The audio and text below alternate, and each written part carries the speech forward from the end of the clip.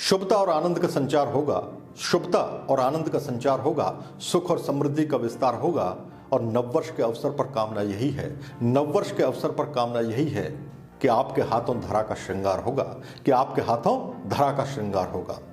नमस्कार दोस्तों, मैं विकेश भारती, मोटिवेशन स्पीकर और ट्रेनर, एनएलपी कोच और साइकोलॉजिस्ट। आपको नववर्ष की हार्दिक शुभकामनाएं देता हूं। आने वाला वर्ष आप सभी के घरों में धन धान्य को भरपूर बनाए, आप सभी के घरों में आरोग्यता, सुख और समृद्धि का विस्तार हो, आप सभी के रिश्तों में मधुरता बढ़े, आप सभी की व्यापारिक उन्नति हो और आप अपने सपनों को साकार करने में कामयाब हो सकें।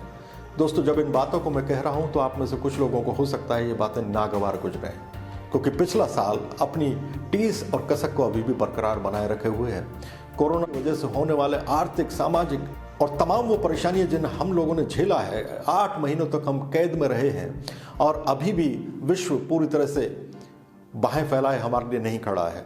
साथियों, इस सब के बीच भी लेकिन एक बात तो तय है कि काल अपनी गति को नहीं रोकता है। 2020 को जाना है और 2021 को आना है। भले ही कोरोना का वैक्सीन अभी इजाद ना हुआ हो, भले ही पूरे संसार में भी खुशी की लहर ना हो, अभी भी अनिश्चितता के बादल बेशक मंडरा रहे हों, लेकिन उसके बावजूद 2021 को आने से कोई नहीं रोक सकता। दोस्तों, बात इस बात की है कि जब कोई उत्सव आता है तब उत्सव को उत्सव बनाने वाली कौन सी चीज है? तो आप कहेंगे आयोजन, और मैं आपको बताऊंगा आयोजन नहीं है। आप किसी शादी में जाते हैं और आपका मन उस शादी में जाने का नहीं है, तो आयोजनकर्ता ने भले ही कितने भी 56 पकवान क्यों ना बनवाए हों, 56 भोगों का आयोजन क्यों ना किया हो, कितने भी अच्छे से अच्छे, सुंदर से सुंदर सजावट क्यों ना की हो, लेकिन चूंकि आपका मन नहीं है तो वह शादी आपको सुहाती नहीं है, वो दृश्य आपको लुभाते नहीं है। साथियों, मैं आपको बताना चाहूँगा कि जिस व्यक्ति को बुखार होता है उसको बाहर होने वाली बारिश से आनंद के बजाय कष्ट का अनुभव होता है। जब मैं दुख में डूबा हुआ हूँ तो बाहर के सभी सुख मुझे बेकार मालूम पड़ते हैं, नागवार मालूम पड़ते हैं और इस संसार मुझे जीने लायक महसूस नहीं होता। और आज की तारीख में हमारे मन में दुख है, खिन्नता है, शोक है, कष्ट है, परेशानी है, बाधा है और हमने इन सबको बहुत लंबे समय तक झेला है। तब भी मैं आपको एक बात कहना चाहता हूँ साथियों, आगे बढ़ने के लिए हिम्मत हमें खुद जुटानी होगी। उत्सव उत्साह के बिना संभव ही नहीं कि उत्सव बन जाए। अगर आपके पास उत्साह है तो आप साधारण दिनों को भी उत्सव की भांति जीते हैं, और अगर आपका उत्साह कमजोर पड़ गया है तो आप उत्सव को भी एक साधारण दिन बना लेते हैं। आप आशावादी दृष्टिकोण के साथ अगर 2021 में प्रवेश करेंगे तो निश्चित तौर पर लाभ देगा। मैं आपसे कहना चाहता हूं, अगर आप दुखों की तुलना करें तो हम इस बात पर लंबी चर्चा कर सकते हैं कि आपके दुख ज्यादा गहरे हैं या मेरे दुख ज्यादा बड़े हैं। मैं पाता हूं कि जब इस तरह की चर्चा होती है तो कुछ लोग हमें राह भी दिखाते हैं आगे बढ़ने की। एक व्यक्ति से मैंने पूछा और मैंने कहा कि आपका दुख मेरे दुख से बड़ा नहीं है, मुझे बहुत बड़ा आर्थिक नुकसान हुआ है, और उस व्यक्ति ने मुझे जवाब दिया कि मेरी नौकरी छूट गई है। लेकिन उसके बावजूद वो व्यक्ति जवाब देता है कि मैं परमात्मा को धन्यवाद देता हूं, शायद मेरी नौकरी छूटी, इसी वजह से मैं किसी एक व्यापार को स्थापित कर पाऊंगा, वरना मैं शायद जिंदगी भर भी नहीं सोचता कि मुझे व्यापार करना है।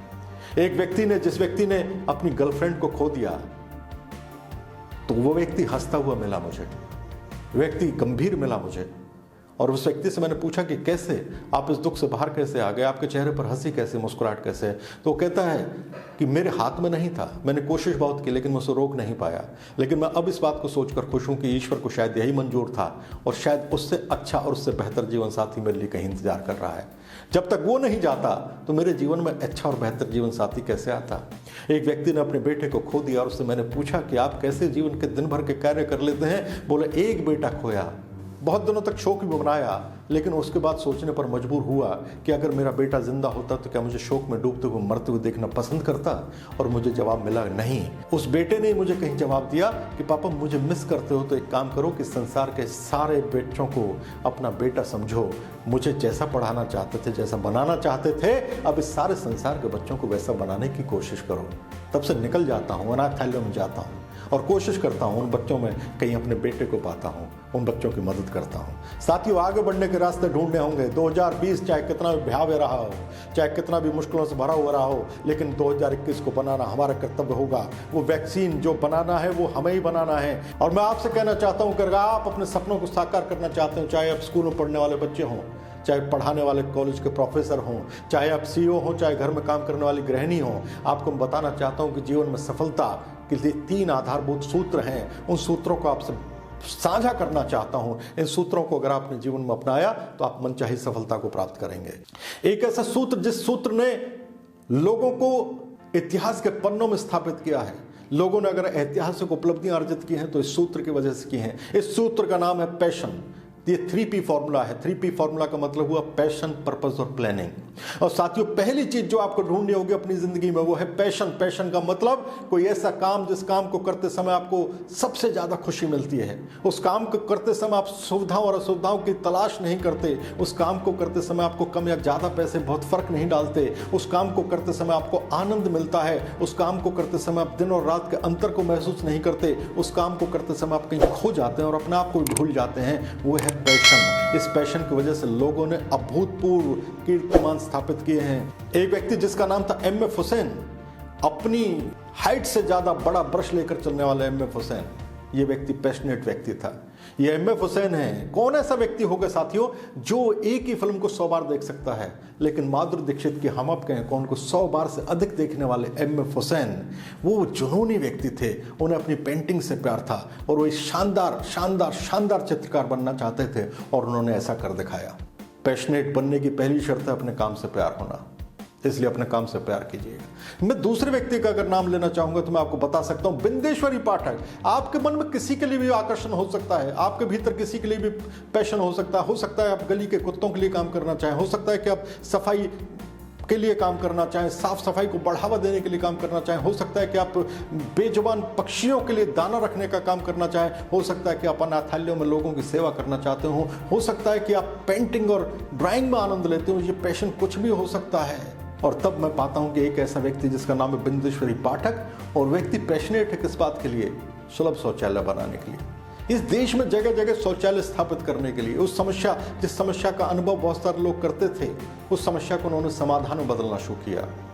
बिंदेश्वरी पाठक, ये पैशन की वजह से संभव हो पाया। साथियों, दूसरी चीज, अगर आपके पास पैशन है लेकिन अगर आपके पास ये दूसरी चीज नहीं है तो निश्चित तौर पर आप अपने सपनों को साकार नहीं कर पाएंगे, आप कोई बड़ी उपलब्धि हासिल नहीं कर पाएंगे। और दूसरी चीज जिसे आपको चेक करना चाहिए कि आपके पास है नहीं है, वह है पर्पस। और पर्पस का मतलब यह है साथियों कि आपने इस दुनिया में कौन सा परिवर्तन लाया, आपकी वजह से इस जगत में कौन सा बदलाव आया, इसका मतलब है पर्पस। आपके जीवन जीने का उद्देश्य क्या है? आपने जन्म लिया और आपकी मृत्यु हुई। आपके जन्म से पहले के विश्व में और आपकी मृत्यु के बाद के विश्व में क्या अंतर लाए, आप क्या बदलाव लाए? यह है उद्देश्य। अगर आपके पास उद्देश्य है, आप इस जगत को कैसा बनाना चाहते हैं, इसकी पूरी जिम्मेवारी और पूरी आजादी आपके पास है। आप इस जगत को कैसा बनाना चाहते हैं, ये देश, ये दुनिया पॉलिथीन मुक्त होनी चाहिए या नहीं, ये आपका फैसला है। ये देश और दुनिया पॉल्यूशन फ्री होना चाहिए नहीं, ये आपका फैसला हो सकता है और आप इस दिशा में काम कर सकते हैं। साथियों, मैं उदाहरण देना चाहूंगा। मेरे सामने आते हैं वो लोग जिन लोगों ने अभूतपूर्व कीर्तिमान स्थापित किया, और मैं आपसे पूछना चाहता हूं, सोचिएगा, अगर थॉमस अल्वा एडिसन ने केवल अपने लिए आविष्कार किया होता, केवल अपने घर को प्रकाशित करने के लिए अगर उन्होंने खोज करनी शुरू की होती, तो क्या वो 10,000 बार से अधिक तक संघर्ष कर पाते? नहीं साथियों, उन्होंने पूरे विश्व को आलोकित करने का फैसला लिया, पूरे विश्व से अंधकार को मिटाने का फैसला किया। इसलिए बल्ब का आविष्कार करते समय वो 10,000 बार से ज्यादा मेहनत कर पाए, लेकिन कभी हिम्मत नहीं हारती। ये जो मेहनत है ना, जब आप करते हैं किसी पर्पसफुल लाइफ के लिए, किसी उद्देश्य के लिए, तो ये मेहनत आपको थकाती नहीं है, बल्कि आपको ताजगी से भर देती है। और तब कहीं मैंने लिखा अपने दम से जीना सीख, जहर को हंसकर पीना सीख, और किस्मत मेहनत की दासी है, किस्मत मेहनत की दासी है, कैसे बहे पसीना सीख, कैसे बहे पसीना सीख। साथियों, जब आप मेहनत करते हैं तो ये मेहनत आपको रोमांच से भर देती है, ये मेहनत आपको ताजगी से भर देती है और आगे बढ़ने की फिर से प्रेरणा देती है। ऐसे मेहनती लोगों से, ऐसे पर्पसफुल लोगों की, ऐसे पर्पसफुल लाइफ जीने से निश्चित तौर पर आपको ताकत मिलती है, आपको आगे बढ़ने की शक्ति प्राप्त होती है। असंख्य उदाहरणों से भरा पड़ा इतिहास। राइट ब्रदर्स की अगर आप बात करें, उन लोगों ने एक पर्पसफुल लाइफ जीने का फैसला किया कि हमारे जाने के बाद ऐसा होगा कि लोग आसमान में उड़ पाएंगे, और उन्होंने एरोप्लेन का आविष्कार किया। ये पर्पसफुल लाइफ है कि मैं संसार को कैसा बनाना चाहता हूं, ये कैसा बदलाव लाना चाहता हूं, कैसा होगा आने वाला संसार, आने वाली पीढ़ियां किस तरह का जीवन जिएंगी, कैसा उनका लाइफस्टाइल होगा, किस बदलाव को आप जीना चाहते हैं। ये पर्पसफुल लाइफ, इस पर्पस को ढूंढिएगा, किस बदलाव को आप जन्म देना चाहते हैं। और तीसरी बात जो मैं आपसे कहना चाहता हूं वो ये है कि अगर आपकी जिंदगी में दोनों चीजें हैं, पैशनेट भी हैं आपके पास पर्पस भी है, लेकिन अगर आपने प्लानिंग नहीं की है, अगर आपको नहीं पता है कि ये सब कैसे एग्जीक्यूट होगा, आपको कितने पैसे की ज़रूरत पड़ेगी, आपको कैसे लोगों की ज़रूरत पड़ेगी, कैसा मशीनरी का सेटअप लगाना होगा, इस बात को लेकर आपने कोई योजना नहीं बनाई है, आपको बैंक से कितना सहारा चाहिए, आपको स्टार्टअप करने के लिए कैसे कैसे सब वो स्थापित करना है, और इस बारे में आपने कभी पीस ऑफ पेपर को लेकर अपना प्लान ही नहीं बनाया है, तो क्षमा कीजिएगा, आप कामयाब नहीं हो पाएंगे। साथियों, हर वह चीज़ जो इस दुनिया में बनती है दो बार में बनती है, पहली बार हमारे विचारों में और दूसरी बार हकीकत में। जिंदगी में जब भी कोई महल, जब भी कोई घर, जब भी कोई झोंपड़ी असलियत में बनती है, उससे पहले वो हमारे दिमाग में बन चुकी होती है, उसका नक्शा हमारे दिमाग में बन चुका होता है, उसकी प्लानिंग पहले हमारे दिमाग में आ चुकी होती है। अगर हमें ही अपनी प्लानिंग पर भरोसा नहीं है तो हम सामने वाले को भरोसा दिला नहीं पाएंगे। और दुर्भाग्यपूर्ण स्थिति ये है कि हम प्लानिंग के मामले में बहुत कमज़ोर होते हैं। हम में से बहुत सारे लोग ऐसे हैं जो प्लानिंग ही नहीं करते, उस प्लानिंग का एक प्रोजेक्ट ही नहीं बनाते और उस प्रोजेक्ट को दिखाने की हिम्मत नहीं जुटा पाते किसी को। साथियों, मैं आपसे कहना चाहूँगा कि अगर आपको अपने प्रोजेक्ट पर भरोसा है, अपने काम पर भरोसा है, तो उसे केवल अपने दिल में दफन करके मत रखिए, बल्कि उसे सब लोगों के साथ साझा कीजिए। हो सकता है कि वो मिशन आपका मिशन किसी को इतना पसंद आए, आपका प्रोजेक्ट किसी को इतना पसंद आए जो उसे आगे बढ़ाना चाहते हैं, इसलिए उसे साझा कीजिए, उसे बताइए लोगों को। और साथियों, मैं आपसे कहना चाहूँगा, प्लानिंग कीजिए, बिना प्लानिंग का आपका काम सफल नहीं हो पाएगा। केवल इच्छाएं पालने से कभी भी जीवन में सफलता नहीं मिलती है। इच्छा और गोल में एक अंतर है, प्लानिंग उसे गोल में बदल देती है। इच्छा ये है कि मैं कहता हूँ साहब मुझे 50 लाख रुपए चाहिए, लेकिन अगर मेरी प्लानिंग स्पष्ट नहीं है तो फिर ये 50 लाख रुपए चाहिए, लेकिन मैंने ये नहीं बताया कुदरत को या ब्रह्मांड को कि मुझे 50 लाख रुपए कब चाहिए। और हो सकता है कुदरत मुझे आज से 100 साल बाद वो 50 लाख रुपए दे, लेकिन तब तक मैं जीवित ना रहूं। या हो सकता है कि मैं अंतिम अवस्था में हूं, आज से 50 साल बाद मुझे कुदरत वो रुपये दे और तब मैं उन रुपयों का आनंद लेने के लायक ना रहूं।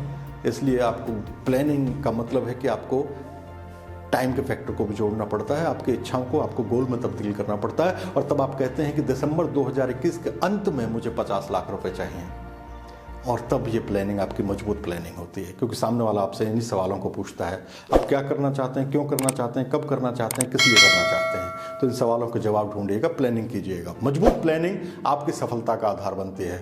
और साथियों, अंतिम बात जैसे कहकर अपनी वाणी को विराम दूंगा, वो बात यह है साथियों कि बहुत सारे लोगों के पास पर्पज भी होता है, पैशन भी होता है, प्लानिंग भी होती है, लेकिन वो एक ही काम नहीं करते, और वो एक काम जो सबसे ज़्यादा कीमती है, और वो ये है कि वो शुरुआत ही नहीं करते।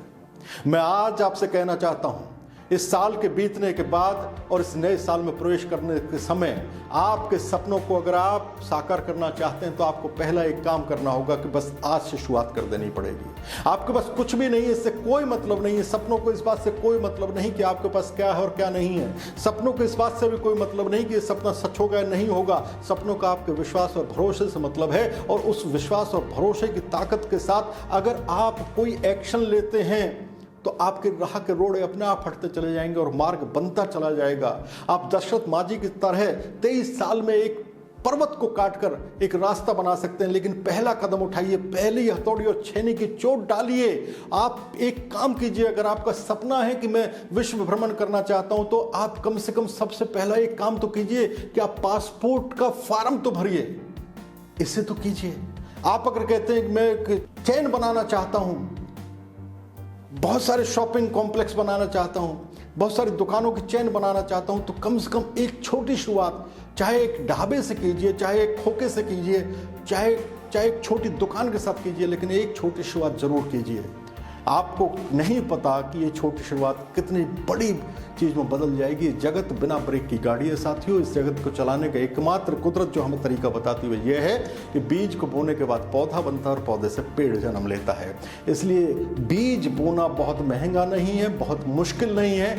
इसलिए मैं आपसे निवेदन करूंगा कि आज के दिन जो आप कर सकते हैं, एक शुरुआत भर कर दीजिए उस सपने को साकार करने की दिशा में, जिस सपने को आप सच में साकार करना चाहते हैं। आने वाले दिन आपके लिए बहुत अच्छे हों, ये पूरे विश्व के लिए बहुत अच्छे हों। आने वाला साल हमारे लिए शुभता लेकर आए, आने वाले साल हम सब के लिए आरोग्यता लेकर आए, और अपने जीवन के सपनों को, अपने जीवन के उद्देश्यों को पूरा कर पाएँ, ऐसी शुभकामना देते हुए मैं अपनी वाणी को विराम देता हूँ। आपने मेरे वीडियो को बहुत पसंद किया है, सराहा है, सदैव आपका आशीष मुझे मिलता रहा है। इस आशीष को बनाए रखें, प्रेम को बनाए रखें। मैं आपसे निवेदन करना चाहूँगा, जिन लोगों ने अभी तक मेरा यूट्यूब चैनल सब्सक्राइब नहीं किया है, कृपया अभी सब्सक्राइब कर लें, बेल आइकन भी हिट कर दें, जिससे कि आपको लगातार नोटिफिकेशन मिलते रहें।